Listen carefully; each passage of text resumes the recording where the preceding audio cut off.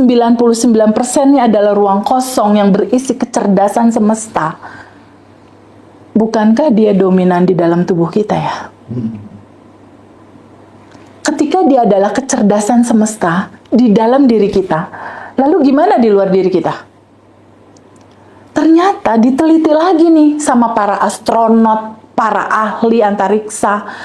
Teman-teman bisa ngelihat nggak? Kesini kelihatan nggak sih mereka? Iya. Kelihatan ya? Ini kayaknya relate sama tema. Iya. Relate sama tema nih. Ya, tema kita kali ini membahas tentang kekosongan yang berisi energi tanpa batas, kecerdasan semesta. Di dalam diri kita 99% ruang kosong. Bagaimana di luar tubuh kita? Ternyata, Ndra, kalau kita lihat di sini, boleh nggak bantu jawab teman-teman? Di luar rumah teman-teman atau di luar gedung ini, dominan ruang padat material atau ruang kosong, Ndra? Ruang kosong kan? Ruang kosong. Nah, kita ada di bumi. Kita ada di bumi. Di dalam bumi itu ada tata surya, ada Jupiter, ada Mars, ada tata surya. Yeah. Kumpulan tata surya, beribu-ribu tata surya itu ada kalau kita ya, ada di galaksi Bima Sakti namanya. Kumpulan dari ribuan tata surya.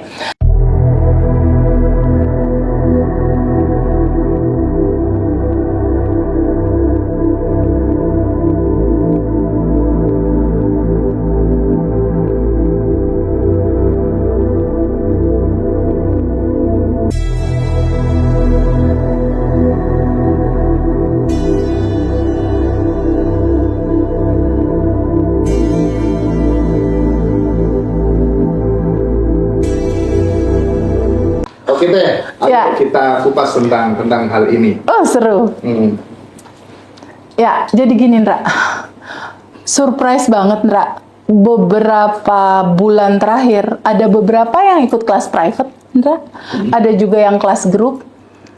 Berawal dari kisah goals-nya itu, dia pengen bunuh diri tapi nggak mau sakit. Mau bunuh diri elegan gitu. Iya. Aku kaget juga, dan judul mau mengakhiri hidup, judul ini nggak ada solusi, masalah ini nggak ada solusi. Itu, Ndra, dari yang private ada 3 orang, dari yang reguler kelas biasa ada 3 orang juga. Total yang mau bunuh diri ada 6. Masya Allah. 4 tentang finansial, 2 tentang relationship, gitu.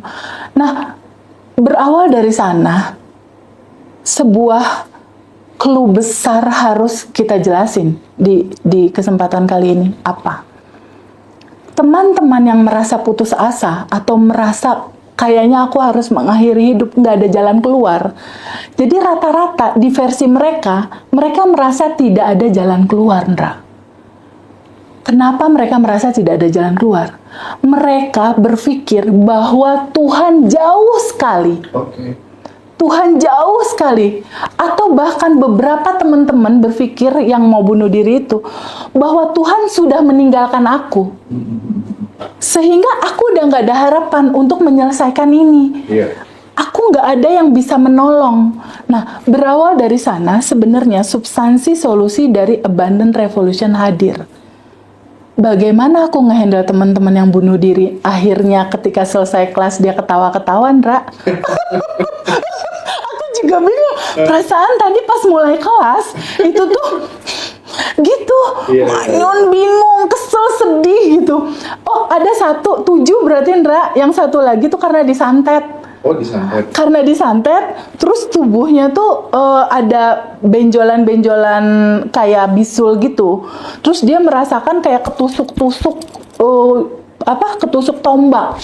Terus Dan dia nggak bisa ngehandle rasa sakit itu. akhirnya disantet balik sama TV. Nggak, dikembalikan aja kepada cinta murni tanpa batas. Terus. Karena kan solusinya semua cinta, Ndra. Jadi sebenarnya dari yang 7 orang ini aku cuma nyeritain tentang siapakah sebenarnya diri kamu gitu. Nah, gimana sih mereka dari yang mau bunuh diri, dari yang bener-bener aku udah yakin mau mengakhiri hidup teh. Pas selesai kelas, wah ketawa-ketawa, aku bodoh ya teh, lucu juga ya teh. Nah, gimana itu cerita awalnya? Simpel, Ndra, nyeritainnya. Aku cuma bilang gini sama temen itu, kan di Abundant Revolution itu dibagi 3 besar ya, Ndra? 3 besar itu adalah siapa dirimu. Oke, ketika kamu sudah tahu dirimu siapa, yang kedua adalah ketika kamu udah tahu, keduanya bagaimana aturan semesta mengatur hidupmu. Kalau cuma tahu doang nggak tahu aturan semestanya juga percuma, kelanggar-langgar juga, sengsara-sengsara juga. Iya, kalau nggak tahu aturan. Kalau nggak tahu aturan mainnya kan. Betul. Nah, nomor 1 udah diketahui siapa diri, yang kedua adalah tahu aturan main. Tapi kalau nggak dipraktekin, cuma jadi penonton doang. Ih keren ya kelasnya ya, ih hebat ya, ih bagus ya. Cuma ih doang, dia nggak ngalamin kelimpahan, Ra. Makanya aku ceritakan 3 judul besar ini. Siapakah dirimu? Itu di dalam Quran dijelasin, Ra. Dan apabila telah aku tiupkan ruhku kepadamu. Ketika dibilang ruhku, itu sama kayak Hendra bilang, TVB ini tanganku. Yes. Itu kan kalau bilang TVB ini tanganku kan artinya bagian dari dirimu, Ndra. Bener nggak? Nah, kalau misalnya Allah bilang kutiupkan ruhku, artinya kan bagian dari diri dia ada di Hendra, ada di aku, ada di teman-teman semua. Buktinya apa TVB? Kata teman yang belajar nih, yang lagi pengen nyari-nyari cara mengakhiri diri nih. Aku bilang gini, aku ketikin Google. Teman-teman juga yang sekarang lagi live TikTok bersama Ngaji Roso boleh ketik di Google berapa banyak sel tubuh manusia. Nanti coba jawab di situ. Di situ akan keluar, Ndra, 40 triliun sel. 40 triliun. 40 triliun. Yes, Oke. 40 triliun sel. Jadi ada sel darah, sel tulang, sel rambut, itu totally 40 triliun sel. Teman-teman boleh cek dan tolong respon di Ya, Ngaji 40 Roso. triliun. Oke, valid ya? Yes. Teman-teman yang ngecek ya, bukan dari omongan aku ya. Ini adalah kedokteran, Dra. Kedokteran itu ilmiah. Oke, bukan kata Feby, bukan kata Pak Lurah, bukan kata Pak RT ya. Kalau udah di Google berarti kan secara kedokteran itu ilmiah dan bisa diterima oleh akal kita. Substansi intinya gimana? 40 triliun sel di dalam tubuh kita. Secara sel aja kita udah berkelimpahan ya, Ndra. Udah 40 triliun, tapi saldo belum 40 triliun ya, Ndra. Saldo on the way 40 triliun gitu. Nah, yang jadi mencengangkan seluruh dunia kedokteran adalah sebuah penemuan dari seorang profesor bahwa di dalam sel itu ada inti sel, ada atom, bentuknya bulat gini, Ndra. Ya, di dalam sel yang bentuknya bulat seperti ini, ternyata di mikroskop zoom diketahuilah secara ilmiah bahwa 99,99% adalah ruang kosong. Ruang kosong itu mencengangkan sebenarnya. Lalu pertanyaan berikutnya, 99,99% ruang kosong itu berisi apa? Yang kosong itu berisi apa? Ternyata diteliti, yang kosong itu tuh ada yang gerak-gerak, Ndra. Ada yang cung, ada energi yang hidup. Ada energi yang hidup, ada energi tanpa batas di sana, ada kecerdasan semesta tanpa batas, ada ruang cinta di situ. Ketika diteliti, sekarang Mas Hendra dan teman-teman semua, boleh nggak kita renungkan sebentar?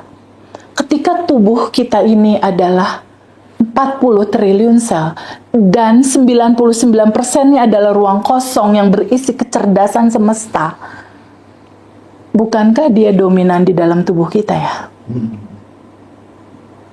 Ketika dia adalah kecerdasan semesta di dalam diri kita, lalu gimana di luar diri kita? Ternyata diteliti lagi nih sama para astronot, para ahli antariksa. Teman-teman bisa ngelihat nggak? Kesini kelihatan nggak sih mereka? Iya. Kelihatan ya? Ini kayaknya relate sama tema. Iya. Relate sama tema nih. Ya, tema kita kali ini membahas tentang kekosongan yang berisi energi tanpa batas, kecerdasan semesta. Di dalam diri kita 99% ruang kosong. Bagaimana di luar tubuh kita? Ternyata, Ndra, kalau kita lihat di sini, boleh nggak bantu jawab teman-teman? Di luar rumah teman-teman atau di luar gedung ini, dominan ruang padat material atau ruang kosong, Ndra? Ruang kosong kan? Ruang kosong. Nah, kita ada di bumi. Kita ada di bumi. Di dalam bumi itu ada tata surya, ada Jupiter, ada Mars, ada tata surya. Yeah. Kumpulan tata surya, beribu-ribu tata surya itu ada kalau kita ya, ada di galaksi Bima Sakti namanya. Kumpulan dari ribuan tata surya. Tapi galaksi itu sendiri itu cuma satu di antara kumpulan ribuan galaksi lainnya. Ada Andromeda, ada nama-nama yang lain. Artinya ruang tanpa batas ini, kalau kita lihat, Hendra lihat sampai ke nggak ada ujungnya, Hendra. Tanpa batas, ternyata apa? Ternyata ruang tanpa batas itu, yang galaksi Bima Sakti itu, ketika masuk ke universe, ada ribuan galaksi yang banyak sekali. Dan itu 90%-nya adalah ruang kosong. Berisi apa? Kecerdasan semesta, energi tanpa batas. Artinya, ruang kosong, kecerdasan semesta, energi tanpa batas, itu adalah dia, itu adalah Allah, itu adalah Tuhan, itu adalah apapun nama itu disebut. Tapi itu hanya sebagian kecil saja yang bisa kamu pikirkan. Karena pikiran tidak akan pernah sanggup memikirkan judul Allah. Gak bisa. Itu cuma sebagian kecil yang diizinkan untuk kamu bisa melihat gitu. Karena dia itu sendiri, energi tanpa batas itu sendiri, itu beyond mind, melampaui pikiran kamu, beyond your imagination, melampaui apa yang bisa kamu imajinasikan. Ternyata di dalam dan di luar sama-sama kosong. Berisi kecerdasan semesta, hanya dia, hanya ada dia. Artinya, bukankah kita ada di dalam dia? Lalu kalau teman-teman bilang, Allah kamu ada di mana? Bukankah teman-teman semua ada di dalam dia? Di dalam kelimpahan itu. Kalau kita bilang Allah, Tuhan, atau apapun nama itu disebut, Allah itu kan kekayaannya udah tanpa batas, Hendra. Kelimpahannya udah tanpa batas kan? Nggak ada limit kan? No limit untuk kekayaan dan kelimpahan Allah. Abundant-nya udah abundant, no limit. Nggak ada batas abundant. Sekarang kalau seandainya di dalam Quran tadi, kita balik lagi ke Quran. Kutiupkan ruhku. Artinya bagian dari diri Allah ada di kamu. Artinya percikan atau bagian dari diri Allah itu ada di kamu. Atau kita adalah percikan dari dia. Kalau di Quran dibilang Tuhan bisa diibaratkan cahaya di atas cahaya di atas cahaya. Bisa dikatakan kita hanya sebagian kecil dari percikan cahayanya itu. Atau misal, Mas Hendra pergi ke Pangandaran deh, melihat laut sejauh mata memandang, itu laut tanpa batas. Lalu Mas Hendra ambil airnya segini, diambil segini. Nah, yang di tangan Mas Hendra ini, air yang di sini, ini asinnya sama nggak sih Mas sama yang tanpa batas itu? Iya. Sama kan? Begitupun tentang cerita tadi. Kalau Allah yang maha kaya itu udah yang sangat berkelimpahan, percikannya juga sama sebangun seperti itu Mas, sudah berkelimpahan. Jadi ini semua, kalau katanya Mas Riko, aku mengutip Mas Riko gitu ya, Ya. semua adalah sandiwara ketuhanan yang menyamar sebagai aku, dirimu, pepohonan, tumbuh-tumbuhan, dan semuanya gitu kira-kira. Allah melingkupi segala sesuatu, atau kalau di dalam Quran dikatakan segalanya ada di dalam genggamanku. Gimana nggak digenggam? Kita ada di dalam dia. Terus kalau bilang kayak yang Zoom ya, mau mengakhiri diri atau mau bunuh diri, bilang Teh Feby, Allah menjauhi aku. Gimana mau menjauhi? Orang dia ada di dalam. Sama seperti laut yang besar, ada air laut yang di dalam air laut itu. Bukankah air yang sedikit itu di dalam lautan yang begitu besar? Nggak bisa dipisahkan gitu. Antara, kalau kita kutip Mas Riko, antara ombak dengan lautan samudra kan nggak bisa dipisahin. Si ombak nggak bisa dong misahin diri sendiri. Benar nggak? Dia selalu ada di dalam lautan yang luas itu. Nah, terus Teh Feby, jembatan supaya kemudian kita terhubung dengannya itu apa Teh? semudah Mas Hendra bernafas.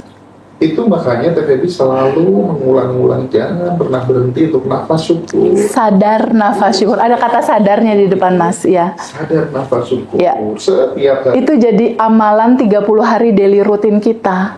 Jadi begini Mas.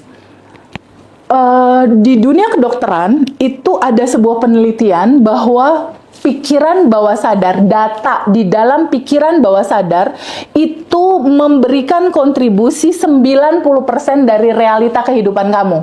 Oke? Masalahnya gini, data di pikiran bawah sadar itu akan terdownload masuk pada saat kita usia dari 0 sampai kurang lebih di bawah 8 tahun. Di bawah 8 sampai 12 tahun itu apapun yang dimasukin sama dia ngelihat apa, dia ngelihat ayah ibunya berantem atau dia ngelihat ayah ibunya mesra, itu jadi data Mas untuk terrealisasi dalam kehidupan dia. Kebuka jadi kayak spons cuci piring tuh. Kalau dikasih air kan dia nyerap langsung. Zep. Nah, di 12 tahun ke bawah, di 12 tahun berikutnya udah nggak kebuka lagi. Tapi ada 2 momentum waktu di mana pikiran bawah sadar itu kebuka lagi. Kapan? 5 menit sebelum tidur dan 5 menit saat kamu bangun tidur. It's a very golden time untuk masukin data. Masalahnya orang umum, nih kita lihat realita teman-teman, mungkin nanti teman-teman boleh komen ya. Realita teman-teman yang pada punya utang, yang baru putus cinta, yang gak jadi menikah, 5 menit sebelum tidur, mereka gini, Ndra. Duh, cicilan gimana ya besok? Bisa nggak ya? Duh, ya Allah, gimana ya? Dalam ketakutan, dalam kebingungan, dalam keresahan, dalam kekhawatiran. Tanpa sadar, data itu masuk ke bawah sadar dia untuk merealita besok.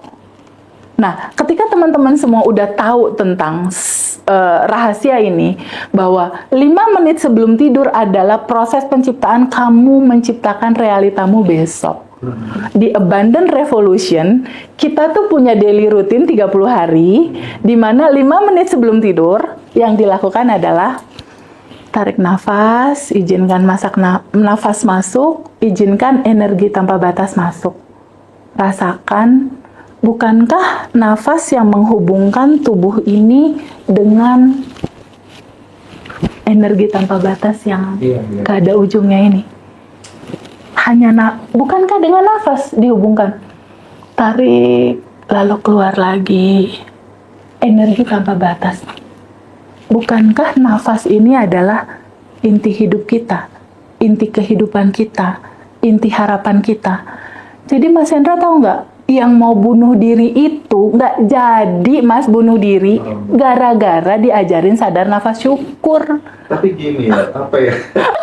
Tiba-tiba mau bunuh diri jadi Tewi, tunggu, kok 3 kali sadar nafas syukur aku jadi nggak pengen bunuh diri lagi, aku malah jadi pengen bersyukur, kok Allah begitu deket katanya gitu. Ini kan kita ngomong soal 30 hari 30 days daily routine. Daily routine. Ya. Jadi ada aktivitas yang kita lakukan secara rutin di 30 hari setelah kelas Abundant Revolution. Ya. Nah, pertama aja tentang sadar nafas syukur ini aja, ini orang belum ikut kelas, Ya. tapi dia praktik itu, Ya. itu dia terima kasihnya luar biasa sama kita, ya nggak? Iya, betul, banyak testimoninya. Betul Mas. Betul, iya. Nah, aku pun juga demikian gitu. Ketika aku praktik sending love to universe, sadar nafas syukur, itu kayak nggak butuh doa lagi deh Feby. Yes. Iya kan? Kayak nggak butuh doa lagi gitu loh. Kayaknya Allah udah tahu segalanya yang ada di dalam sini. Karena kan gini Mas Hendra, kembali lagi ke yang tadi ya, teman-teman kalau punya masalah dan lain-lain, ingat cerita ini ya, bahwa di dalam tubuh kamu ada 99% yang kosong berisi energi tanpa batas. Yang kosong berisi energi tanpa batas ini adalah kecerdasan semesta yang luar biasa. Kecerdasan semesta yang membuat planet-planet nggak tabrakan, Mas. Apalagi cuma ngurusin atau ngelunasin utang kamu gitu istilahnya. Atau ngebalikin pasangan kamu untuk balik lagi ke rumah gitu. Atau memanifestasikan kamu pengen 100 juta per bulan. Itu sangat mungkin. Kuncinya apa, Mas? kunci pembuka dari segala hal.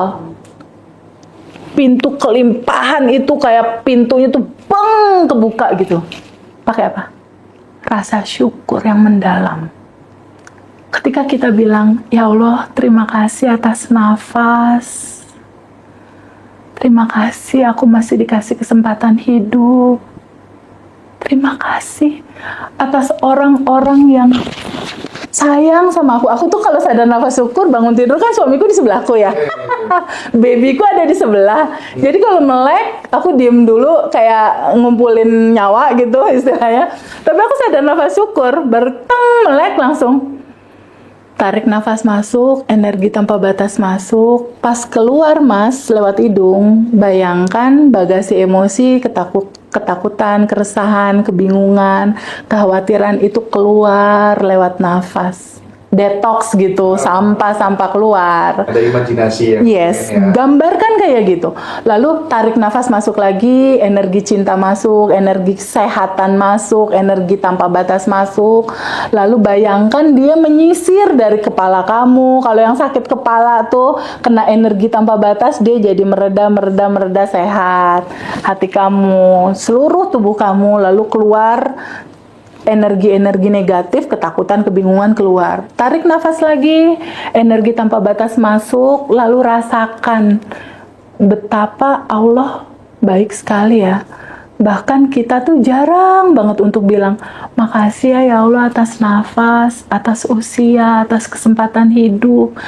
Itu Mas Hendra, kalau dilakukan secara sadar, keywordnya sadar Mas.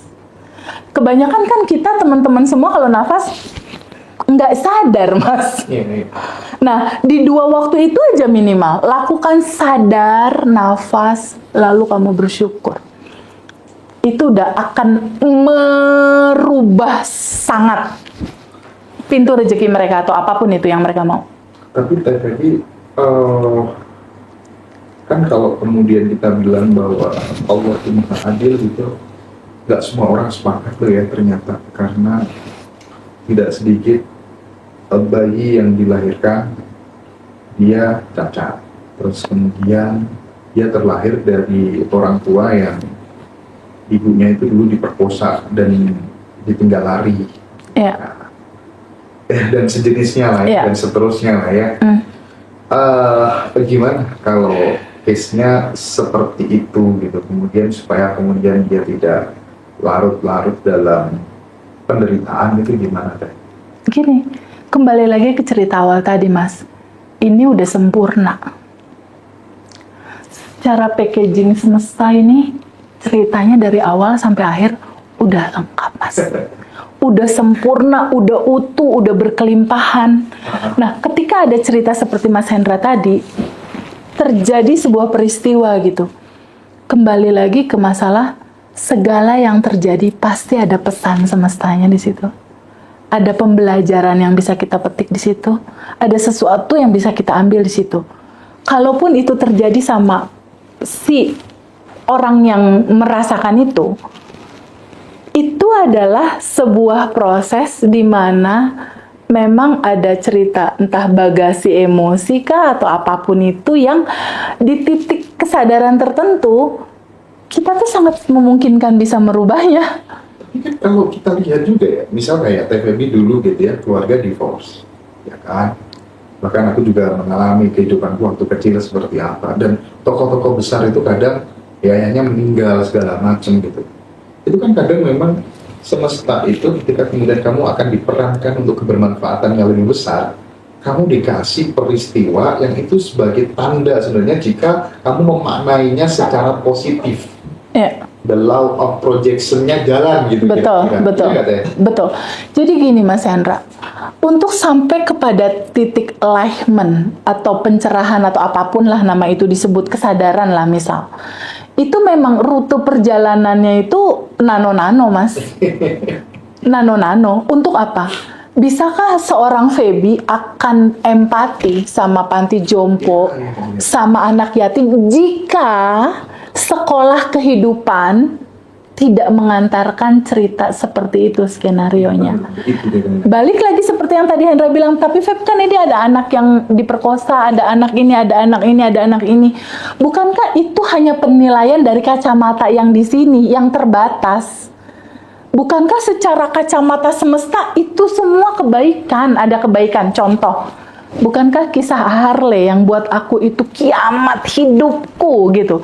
Itu bener-bener titik terendah dalam kehidupan aku. Kiamat hidupnya Feby. Iya, kiamat hidupku. Ini kiamat ini. 1,3 M dari mana? Mau belanja susu anak aja aku harus tahajud, Mas Hendra. Dalam posisi hamil ya. Apalagi harus ganti angka 1,3. Buat susu aja harus tahajud. Saat itu. Tapi coba kita lihat. Pada saat itu, atau ini teman-teman sekarang nih, yang ngalamin utang belum lunas, pasangan pergi, atau apapun finansial yang kekurangan, itu kan sama kayak aku 2019 kemarin. Kayaknya kiamat, itu kan kacamatanya cuma kacamata sekarang. Tapi ketika kita lihat kacamatanya lebih lebar dalam kesadaran, Mas Hendra, bukankah kisah Harley itu jadi banyak manfaat buat aku dan teman-teman ya? Betul dong, menginspirasi dong akhirnya. Bukankah malah jadi solusi buat banyak orang ya? Betul. Jadi sebenarnya Iya. kejadian Harley itu baik atau buruk? Baik. Begitupun channel Ngaji Roso dalam cerita yang sekarang. Sama, Ndra, sama. Iya. Coba lihat benang merahnya dari kisah itu. Ada pesan di situ untuk kamu bertumbuh.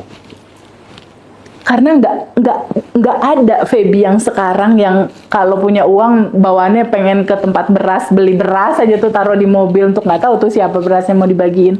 Nggak akan bisa ada empati sekuat itu kalau aku nggak ngalamin mama papa cerai, aku nggak tinggal sama mama, nggak tinggal sama papa, aku mau beli sesuatu aja juga nggak ada uang, nggak akan ada rasa itu, nggak akan. Memang pola sekolah kehidupannya begitu. Aku dulu waktu tinggal di pesantren, tinggal di panti asuhan gitu kan, tiap sore gitu lihat ke timur gitu, lihat ke arah rumahku gitu, pulang, tapi gimana? Di satu sisi harus berubah nasib gitu ya. Terus kumpul ketemu teman-teman semua yang hidupnya struggle gitu. Akhirnya ketika dewasa, oh nanti aku kalau jadi orang udah berumah tangga, aku pengen ngangkat derajatnya anak-anak yang hidupnya struggle. Nah, mirip-mirip seperti itu. Kurang ya. lebih sama kayak gitu, Ndra. Tapi menariknya teh, aku tadi lagi-lagi aku kutip obrolanku dengan Kang Aswan tadi ya. Feby kok bisa ya mencintai orang yang menyakiti dirinya, membenci dirinya, kok langsung bisa memaafkan? Itu tuh gimana deh? Apa rahasianya apa gitu biar teman-teman itu apa ya tergerakkan untuk kemudian melakukan hal yang sama gitu? Kan nggak gampang ya. Masya Allah. Ketika kemudian kita ini, tapi aku akhir-akhir ini udah mulai bisa sih, termasuk yang hutang segala macem gitu. Aku kirimin ya sending love ke mereka dan aku lebih bahagia gitu ya. Itu gimana tipsnya? Ya, jadi gini, Ndra. Kan di dalam diri aku 99 kekosongan ya, berisi kecerdasan semesta tanpa batas. Orang yang memfitnah aku anggap atau merugikan aku bukan isinya juga sama ya? Iya lah. Sama sebenarnya. Bukankah orang yang memfitnah aku, yang marahin aku, yang ngejelekin aku atau ngambil uang aku, bukankah itu hanya pantulan dari dalaman bagasi emosi aku sendiri ya, Ndra? Law of projection. Ketika di sini ada layar kehidupan, ada orang yang bikin aku marah, atau agen aku deh yang ngambil uang 500 juta kemarin tuh. Ya, ada yang merugikan dan lain-lain. Kita lihat di sini, ini ada layar, oke? Ini ada infocus, ini ada laptop. Kalau di dalam laptop ini ada gambar anak-anak Gaza lagi senyum bahagia, muncul apa, Mas Hendra, di layar? Sama, senyum. Lalu kalau di layar ada gambar anak-anak Gaza lagi nangis, muncul apa di layar? Anak Gaza lagi nangis. Kalau nggak ada data di laptop, adakah di layar? Nggak ada. Artinya apa? Layar ini adalah realita kehidupan kita. Ada orang yang ngeselin, ada orang yang KDART terhadap seseorang kita misalnya, atau ada pasangan yang menyakiti dan lain-lain. Bukankah ini semua berasal dari data di laptop? Data di laptop itu apa? Bagasi emosi kamu. Apa itu? Ketakutan, keresahan, kebingungan yang pada masa lalu belum kamu terima dan tidak kamu lepas. Dia menyala terus di bawah sadar. Nah, pertanyaan yang tadi, tapi kok bisa sih cepet maafin? Jadi kalau ada kejadian kayak gitu, aku cuma, ini kan cuma tukang pos. Tukang pos, pesannya apa? Pesannya itu adalah rasa yang kamu rasakan. Ketika kamu diambil uangnya 1 juta, 2 juta, 100 juta, rasanya apa? Kesel, sebel, marah. Kesel, sebel, marah itu yang aku rasakan itu adalah bagasi emosi yang masih menyala di bawah sadar, yang kalau nggak kita terima di sekarang, kita terima, kita maafkan, kita izinkan dia kembali energi ini pulang ke cinta murni tanpa batas, dia akan looping terus seumur hidup kita. Tahun depan lagi, tahun depan lagi, tahun depan lagi, mungkin sampai 20 tahun, sampai 40 tahun, atau sampai kita benar-benar capek dan lelah. Nah, sebenarnya ngaji Rasul luar biasa sekali loh. Ngebagiin cerita ini ke teman-teman yang lain. Artinya teman-teman kan nggak perlu looping sampai 20-40 tahun dong. Cukup sadari dan terima itu. Rasa itu yang lalu kamu belum bisa terima. Kenapa sih harus diterima? Gini, Ndra. Gini, kenapa harus diterima? Kita ini kan isinya 99% ruang kosong. Energi tanpa batas atau kecerdasan semesta. Kecerdasan semesta itu berisi apa? Jawaban kecerdasan semesta berisi apa? Itu adalah Quran 114 surat, itu kalau diperes dia jadi surat Al-Fatihah. Surat Al-Fatihah itu artinya pembuka. Apa yang harus dibuka? Buka kamu siapa? Bukalah diri kamu siapa? Kamu kan sebenarnya nggak ada, cuma yang ada kan cuma yang 99 itu aja sebenarnya. Nah, diperes lagi dia jadi hanya Bismillahirrahmanirrahim atau yang maha kasih, maha sayang, kalau bahasa umumnya, atau lebih intinya lagi adalah cinta. Jadi kesimpulannya, Ndra, Allah sama dengan cinta. Allah sama dengan cinta murni tanpa batas.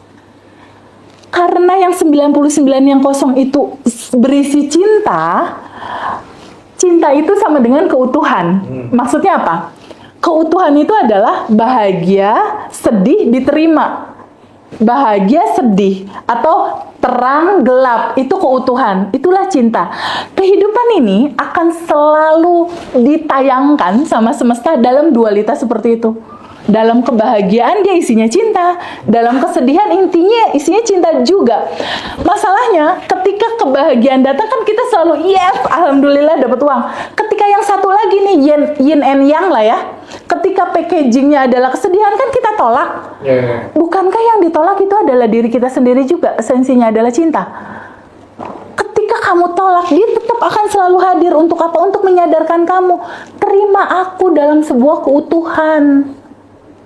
Ketika packagingnya adalah kesedihan, ada pesan di sini bahwa bagasi emosi kamu tentang kesedihan di masa lalu, kamu harus terima sebagai sebuah keutuhan kehidupan kamu.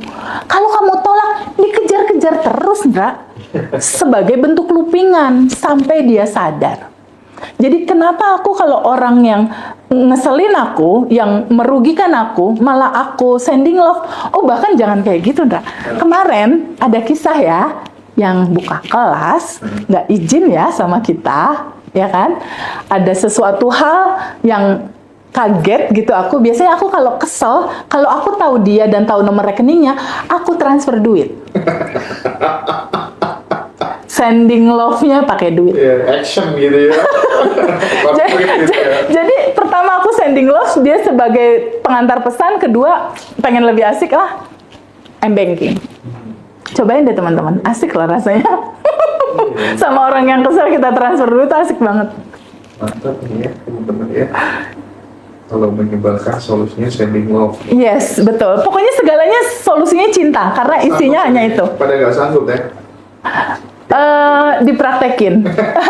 dicoba. Nah, teman-teman, sekaligus aku konfirmasi bahwa Badan Revolution Batch 9 itu malam ini closing ya.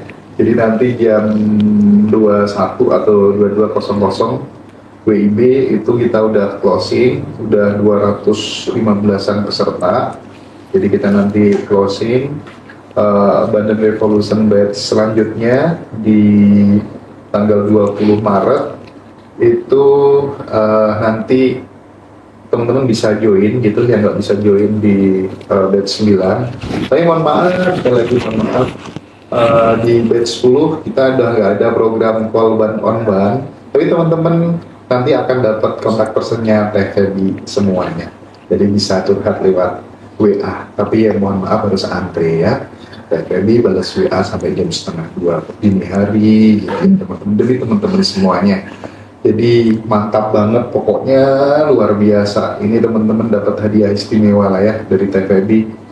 Dan bagi teman-teman juga yang nggak bisa ikut kelas, tenang, kita sediakan Zoom istimewa. Teman-teman juga bayar 369.000 aja, dan itu nanti free rekaman di tanggal 3 Maret.